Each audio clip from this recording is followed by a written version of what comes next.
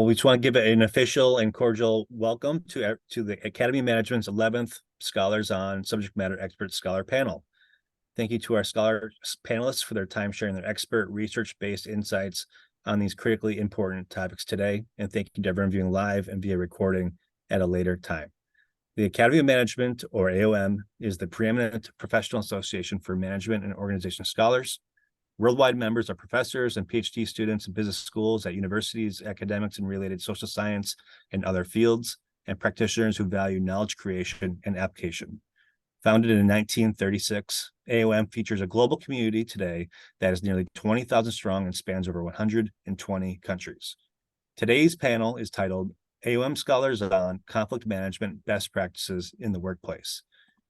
This panel will provide research-based insights addressing how the workplace has undergone accelerated changes in recent years and answering the question, just how can organizations and leaders best manage conflict in these rapidly changing environments? For attendees, we welcome Q&A throughout the panel via the Zoom function. And for media that are viewing live or recorded, thank you for your time and coverage consideration. You can access all coverage and also interview the panelists by contacting press@aom.org. Thank you for your time. And without further ado, I'll kick it over to today's moderator, Allison Elias of University of Virginia. Hi, great to be here. I am Allison Elias, assistant professor at University of Virginia's Darden School of Business, where I teach classes on leadership, communication, negotiation, and gender and work. Excited to be joined by Dustin today, and I'll let him introduce himself. Thank you so much, Allison. Good morning, everyone. My name is Dustin Sleesman. I'm an associate professor of management in the Lerner College of Business and Economics at the University of Delaware. I've been here for about 11 years. I teach our negotiation and conflict resolution course in our MBA program as well as our undergraduate program. And in terms of my research, I study negotiation and conflict resolution, but I also do work in behavioral decision-making and team effectiveness as well. Great. Yeah, I'm excited to talk about conflict today, Dustin. What do you think is particularly relevant today or different in this moment after COVID or given other trends as opposed to previous decades of managing conflict at work? Yeah, it's a great question. I mean, I think that conflict, which is really disagreement at its core, has really become normalized. It's increasingly normalized in society. I mean, if you look at the Ukraine war, if you look at various COVID conspiracies, tense labor negotiations that have come to the surface recently, organizations don't exist in a vacuum. They're, of course, influenced by all these societal forces. And so as institutions are questioned and their motives kind of undermined, we just have to expect that's going to happen for business organizations as well. And so organizations need to respond. They need to recognize that a lot of this societal disagreement is going to trickle down into the workplace these days. Yeah, along those lines, I was thinking about what you're saying about organizations as situated within society at large, and we're really seeing a lot of different social issues, political issues becoming topics that leaders and organizations need to grapple with, know how to talk about.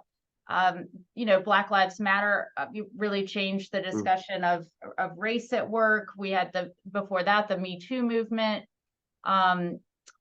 Changing what people sort of found as being appropriate interactions, at work. And it seems like leaders today have to know how to navigate not just the typical conflicts of, pay or, sort of things that happen at work based on work tasks or, the actual employment contract, but also how people feel and how people bring different experiences and identities to work, and trying to navigate that as someone, leading a team or an organization is increasingly difficult, I think, for a lot of CEOs to know when to comment on certain injustices that happen in society, where when the company should issue a statement of sorts.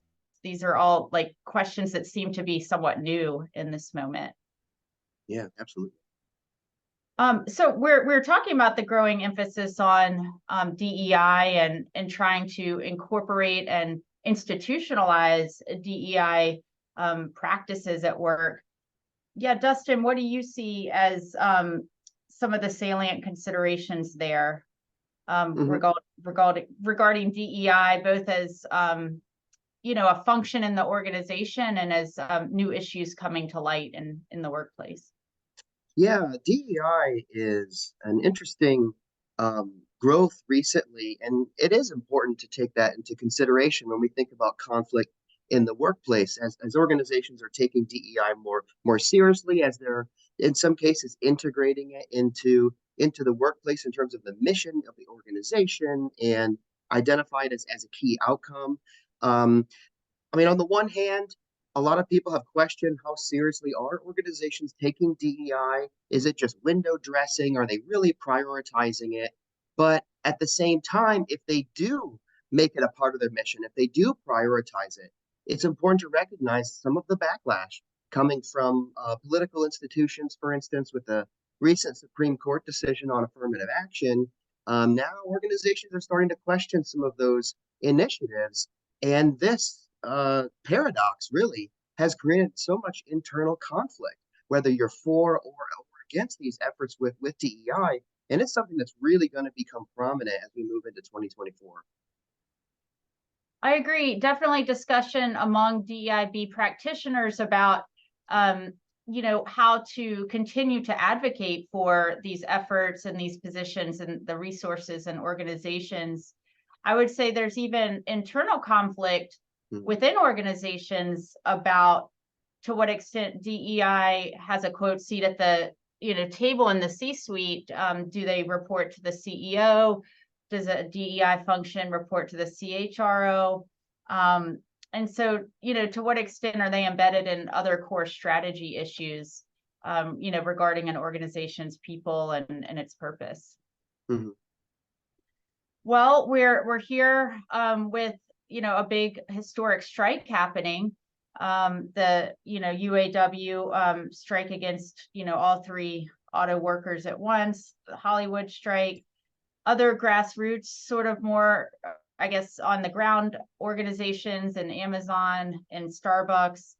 How do you think workplace conflict is continuing through these more, maybe you could call them somewhat traditional labor channels, and to what extent it's different types of labor disputes? Yeah, it's a great point, and it kind of connects what I talked to earlier about these external forces in society kind of shaping the dialogue happening inside business organizations. When I think of these recent labor unionization successes, I think about the power shifts. I think organizations are really feeling the power shifting more towards labor, more towards the workers. And I think organizations are going to increasingly kind of try to get ahead of the curve, not by union busting necessarily. There's legal concerns there, of course, but I'm talking more of being more proactive with employees. And you see this a lot with growth in, for instance, organizations offering employees the chance to pay off some of their student loans, offering more hybrid work arrangements, even increases in pay that they perhaps weren't planning on doing, but they want to do it now to demonstrate that the organization can take care of the employees. And so I really think a lot, again, about the power shift that's happening. I think organizations are increasingly going to try to get ahead of that curve in the year to come. Totally agree, Dustin. We actually had a panel, I think it was last year, that I was on through the AOM scholars about a pendulum's, swing towards worker activism. And I think a lot of that had to do with, at least our discussion was, in part about COVID and, people kind of rethinking just their purpose and how they spend their time. And to what extent they want to keep going to a job they don't like versus they're willing to quit or take risks to move to something else. And I think that, as you said, employers and organizations are having to consider, how they're going to maintain, a sort of positive environment where employees feel valued, where they feel like they have growth potential, where they feel like they're being fairly compensated, where they feel like who they are, in terms of past experiences, other maybe identities out, quote, outside of work can come into the workplace. I would say from a historical point of view, I think what's interesting at this moment about worker activism is that we're seeing, some activity in the more traditional union channels. The UAW, obviously a longstanding, sort of powerhouse labor organization, as well as we're also seeing these more grassroots efforts about, workers kind of organizing themselves outside of the trade union movement. So I think that it just speaks to the larger sentiment out there among workers that they want to make sure they have a job that pays fairly and, offers them meaning and a sense of, purpose and advancement For in sure. their careers. Yeah, so I guess we're also thinking about today the change to, Dustin, you mentioned hybrid work or, working remotely. And this is such a large shift in how leaders have to think about, they're building relationships with employees, sort of teams building relationships when with a newcomer who comes on board, who, maybe people aren't seeing each other every day at work. And I guess I would ask you, what do you think is the role of moral leadership and being empathetic and, empathy in leadership as, employers face kind of new ways and new channels through which they're onboarding employees and trying to kind of maintain positive relationships among their employees? Yeah, that's a great question. I think with the shift to hybrid and asynchronous work, it's gotten a lot of attention, but honestly, I think it hasn't gotten enough attention. I think the effects of this switch, and of course there's some backlash. The pendulum is swinging a bit, but I think to a large extent it is here to stay, and we really don't know the outcomes of this switch. We really don't. And if you think back from a historical perspective, when have organizations existed where people are so spread apart and working virtually? This is really unprecedented time. And so again, I think there should be even more attention on this topic. And I'm glad we're bringing this to light in the context of conflict resolution in the workplace. And you mentioned empathy and moral leadership. I think you hit the nail right on the head. I think that leaders have a pronounced responsibility to reach out to their workforce, especially those who are in the hybrid or asynchronous work environment, to really proactively build relationships, maintain relationships, because to me, it's really all about trust.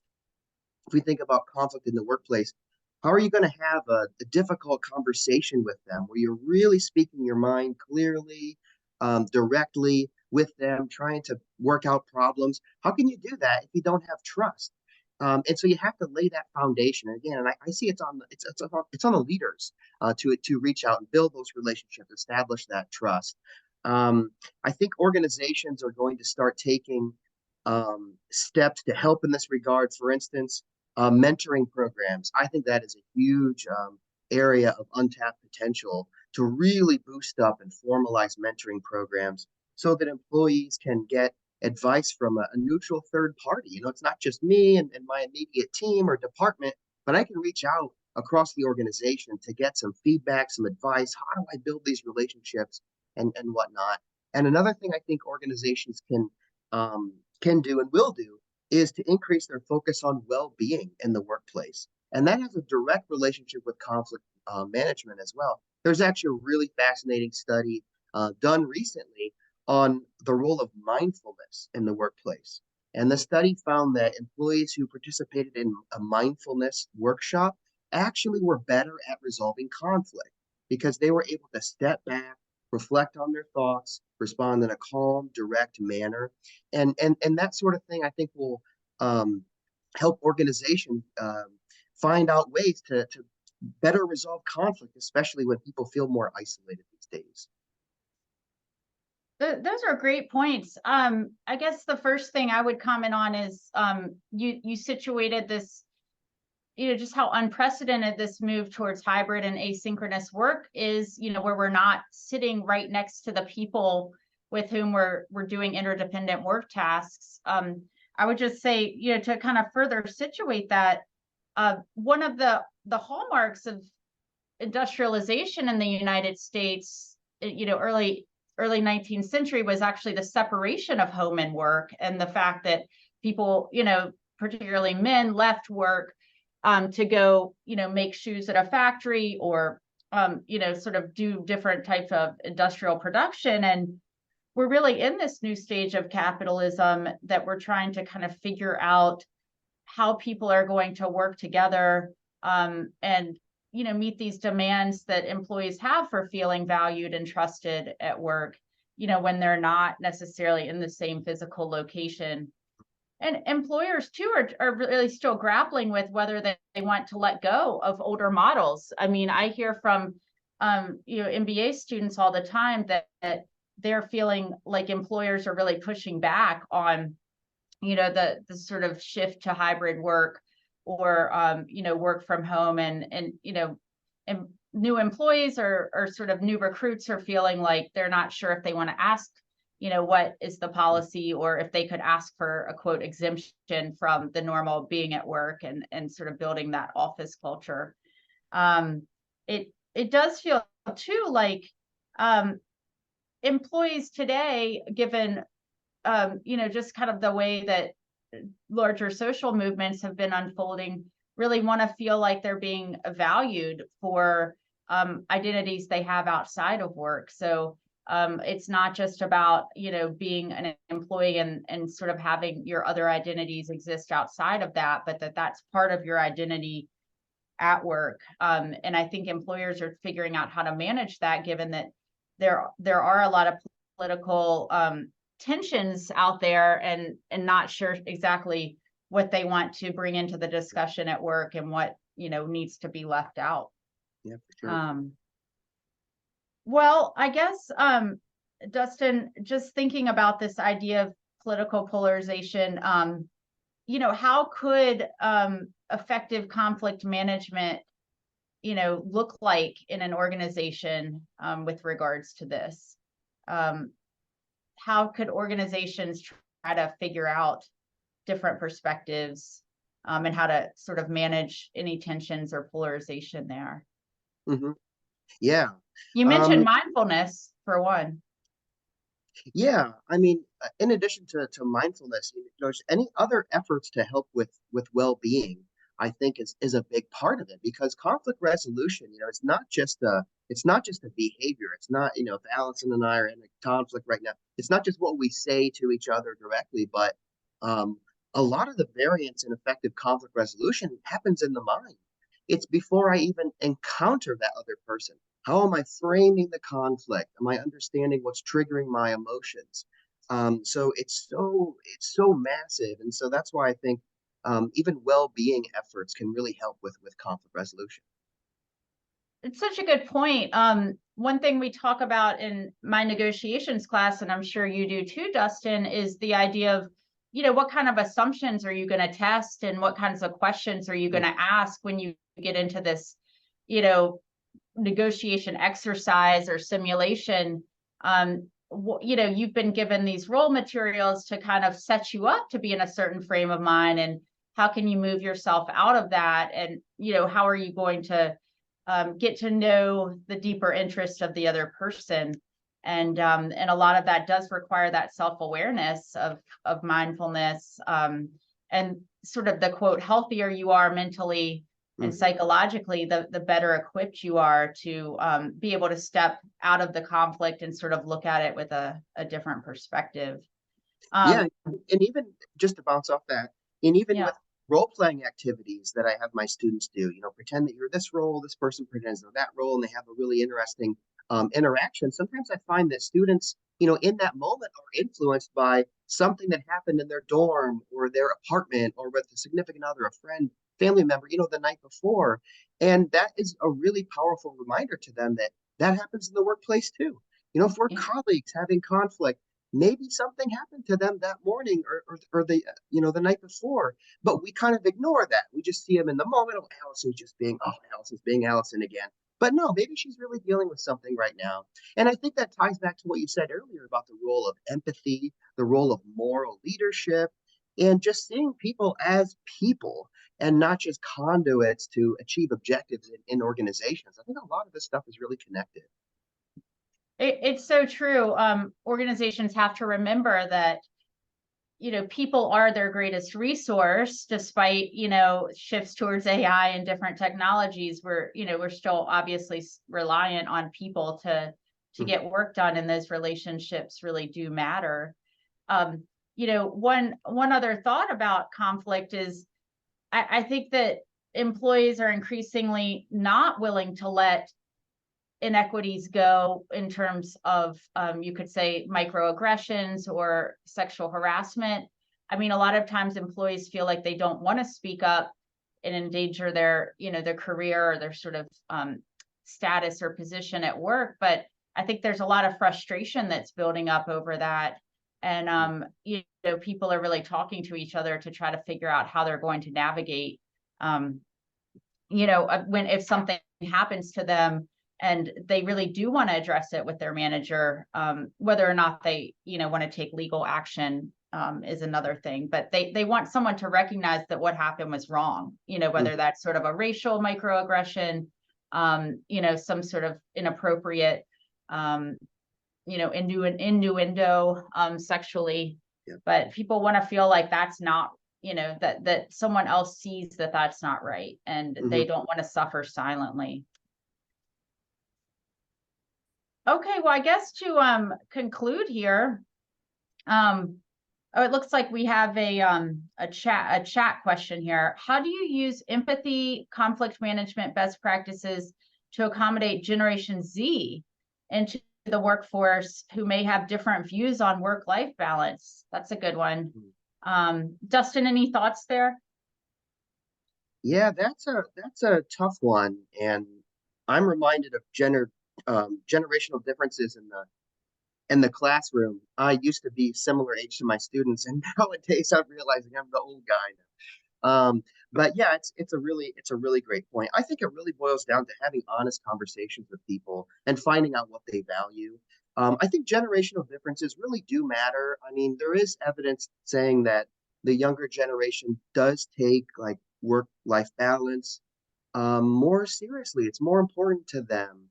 But it's not the case for everyone. And it's important to not view people in a certain way just because of what generation they're from. And so just having honest conversations with people and being, a bit flexible. Just because we've always had a workplace policy, we haven't allowed that in the past, maybe it's time to revisit that. Maybe it's time to change that. And having those open conversations can help navigate the difficulty there. I would just add that what I find interesting with, organizations who are trying to attract employees, whether they're Gen Z or, other employees who just are prioritizing work-life balance, is that there are these policies for professional workers to say, oh, you can take unlimited paid time off, or, you have unlimited vacation time. But then there's still the underlying structures of like, how are we going to decide who to promote in a tournament like atmosphere, an up and out atmosphere? And so I think in some ways these policies, try to, appeal to those who want a sort of balanced lifestyle. But ultimately, who are we allowing those people to succeed and move on, say, to be a consulting partner, or is it the people who are sticking to the older norms of being in the office and always available and that kind of thing? So it's an interesting moment where I feel like, perhaps younger employees or those who do want work-life balance should perhaps proceed with caution and just know the consequences of their actions for, kind of stepping into this this language of accommodation, and whether that's really going to play out in terms of how they're viewed or promoted by others who don't have that worldview, Mhm. about work. Yeah, I Um, agree. yeah, I'm sorry to interrupt, Allison, but yeah, I think that's a fantastic point. A lot of the discussion is how can we adapt to the newer generation? What can we do? What can we change? And that's a great conversation to have. But at the same time, there are some like caution flags that the younger generation needs to realize. Like a good example of that is some recent research indicating that people who aren't in the workplace, that choose the more virtual setup for their work arrangements, sometimes really miss out on opportunities to engage and get to meet their leaders, and they're actually missing out on some promotion opportunities. So it's not just adapting to the younger generation, it's helping them realize the kind of the consequences of some of these changes that are being requested. yeah, for sure. It looks like we have a couple more questions here. One question is asking, looking at today's workplace from a historical context is really interesting, given that we have been describing the post-COVID workplace as unprecedented. Is there anything else history can tell us about how to prepare for conflict management moving forward? Well, I'm trained as a historian, and I would say I do find this to be an interesting moment where, as much as we talk about what employees are attracted to in terms of, well-being programs, or, paid time off, or, flexible work arrangements, we can't forget that employees do care about pay.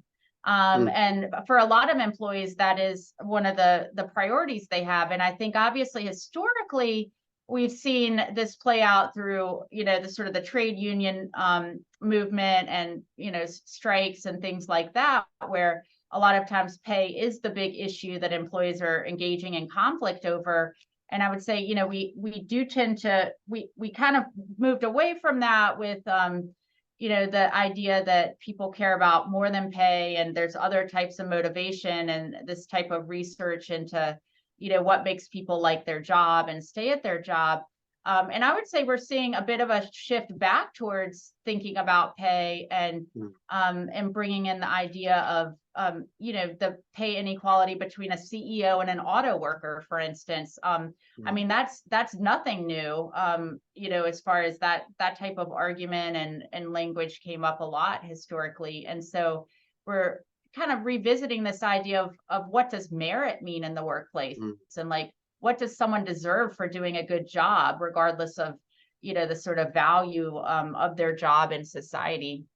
So I would say, I just think historically we could see that, I think employers would be sensible to recognize that, as much as employees now care about other, maybe you could say non-tangible, or, less directly financial, types of compensation, people ultimately who are struggling in this economy, do care about pay, and they do care if it seems unfair that, the C-suite is making a lot more money, or able to have, more, take more of the gains of the organization. And I think that's where we see, push against shareholder ideology. Mhm. Um, Yeah. Dustin, any comments there, or do you want to go on to one of our last questions? You're the more historical expert, Yeah. so I think I'll Okay. let it stand. Okay. Well, this one actually might be great for you.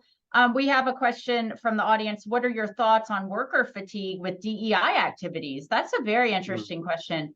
While institutionalizing DEI is yeah. important, there may be workers who don't feel as if the activities apply to them.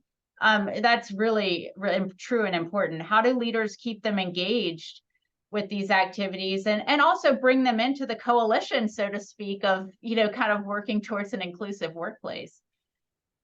Yeah, fantastic question. Oh my, there's so much to say with this particular topic. So with DEI movements, I mentioned before, there's so much pushback. There's benefits to it, but some people aren't on board with it. It makes some people feel excluded.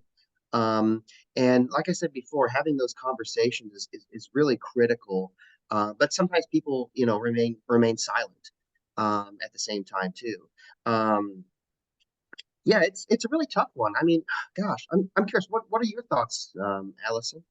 Well, my thoughts would be um a lot of it, and you brought up the word framing before, Mm, Dustin, and this, obviously thinking about conflict and how to frame it. And I do think that organizations maybe are shifting towards a framing of belonging and community, mm, as opposed to you know, kind of leading with the idea of representation and diversity. And I think that focusing into how can we feel like we belong, how can we be a stronger community, ultimately leads to those questions of, okay, who doesn't feel part of the community, or who are we missing in this community, who do we feel like doesn't belong. But I think it shifts us away from this idea of my organization is fair or unfair because it, maybe prioritizes certain demographic characteristics when hiring, or okay, like people who feel like, well, that's now, illegal with mm. the recent Supreme Court decision. And so I think maybe focusing on how can we all kind of add value to each other and to the organization, in a greater sense, could maybe shift the conversation in a way that hopefully brings people on board, and it's maybe a Mhm. little less divisive as far as just language and framing. Yeah, that's a great point. It's also important to recognize some recent findings on the effectiveness of DEI programs in the workplace. And many people don't realize it's kind of a mixed bag, to be honest. Mhm. A lot of DEI efforts in terms of like training workshops actually are not that effective, unfortunately. Um, a lot of the authenticity of it is questioned, but in terms of actually making a difference on DEI outcomes, recent research has really questioned that. And that goes back to what I said before about DEI as window dressing. Are you really taking it seriously, or are you just creating a few roles, having some workshops that don't really have that much like learning value to it? So I think it's important to really make sure that DEI is done in an effective way and not like that is the end in and of itself, which I think is not a good way of thinking about it. It's a great point. Looks like we have another question here on how do we manage conflict in higher education in response to an administrator stress over declining enrollments and the quote enrollment cliff pending. That's a little bit outside of maybe the topic of this particular panel, but yeah, I'm not exactly sure how we manage conflict about that in higher education, and exactly what the numbers are about what people are expecting in terms of declining enrollments. I do know that I know here at UVA, for instance, we're trying to integrate and value a sort of diverse worldview in ways that maybe don't necessarily ask somebody about their race. It's still going to be requiring essays on sort of how you see yourself as contributing to a diverse community. We're going to allow for space for people to, I guess, provide information about their background or how, previous experiences in their life have shaped, who they are. And so that does allow for a sort of applicant to bring up race or first generation status or other things. So I know that's one thing we're doing here at UVA. I don't know more broadly across higher ed, what people are sort of looking at there. Yeah, Dustin, any ideas? I don't have expertise in higher ed or the enrollment cliff issue either. However, I mean, kind of connecting back to what we said about the political forces that are underway right now, I think that higher ed is probably going to be increasingly segregated based on political fault lines in the years to come. Kind of consistent with what we've said earlier with various forces of organizations. But yeah, it's tough. Being in higher ed right now is not easy. Yeah. Well, I guess we could just close by thinking in terms of one piece of advice for management scholars and practitioners regarding conflict management in today's workplace. Dustin, based on what we've been talking about, any ideas for that one key piece of advice? Yeah, that's a big question. It's a big question. Yeah, I think this hits on something that I always talk to my students about in my conflict resolution course here at the University of Delaware, and that is getting them to recognize that not all conflict is bad. There is healthy conflict in the workplace. You got to have some conflict, a moderate amount. Um, if I'm sharing a risky idea, if I'm giving feedback or receiving feedback, if I'm sharing an opinion with someone, that has the potential for conflict, and that's okay. So that's my number one thing. Not all conflict is bad. That's a great actually segue into what I was thinking, which is, try to walk in another person's shoes. And I think maybe our two pieces of advice aren't necessarily, situated just in today's workplace. I mean, these are kind of ways to try to turn, conflict into something that could be value creating or, sort of moving people towards a more collaborative mindset is to try to think about, and you brought this up, Dustin, like what else could be going on with this person, or like maybe what assumptions or perspectives are they bringing into this that I can't see. And so thinking about what it's like to be another person with whom you had conflict and what their experience is like. That's all I have on my end. I guess I would turn it over to Steve and Michael to ask if there's anything else they want us to touch on.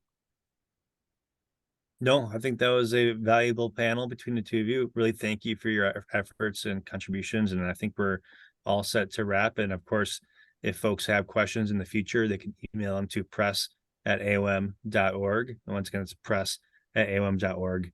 And we'd be happy to connect with Allison and Dustin and the broader AOM Scholar team to answer them. So thank you so much. We can wrap here, and thank you for all who are attending live in the future. Take care and have a good day.